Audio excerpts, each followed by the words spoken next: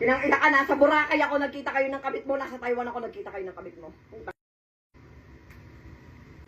Kaya pala sinasabi ko minsan dito kayo magstay sa kondo, ayaw mo. Kaya pala uwi-uwi ka lagi ng Bulacan tuwing aalis ako. Dahil sumasalisi pala kayo ng kabit mo.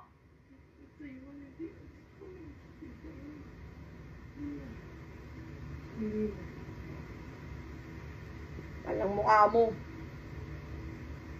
Kinain mo pera? Ba't ko kakainin yun? The fuck? Ay, bakit hindi mo kakainin na kinanta ka eh? Hindi ako makain.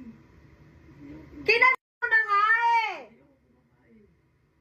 Sabi niya pa dito, isang beses mo nga lang ako kinain eh. Kaya bihira ako umabot pag nagsisex tayo eh. Sabi pa ng kabit mo, kinakamusta nga siya lagi ni Carlo, tuwing pumupunta ka dito sa kondo.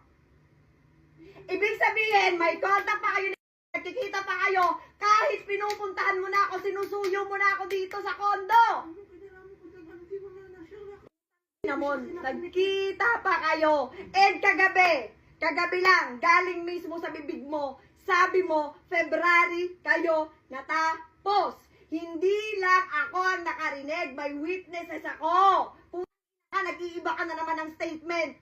February napakalabo.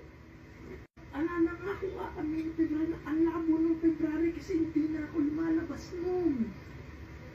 Hindi na ako lumalabas ng February. Hindi ka lumalabas ng February? Eh, nasa Boracay nga ako, kaya nga kita inaway kasi lumabas ka nung walang pasabi. Oh, hindi ka lumalabas ng February? Ayun, pero hindi na. Boy,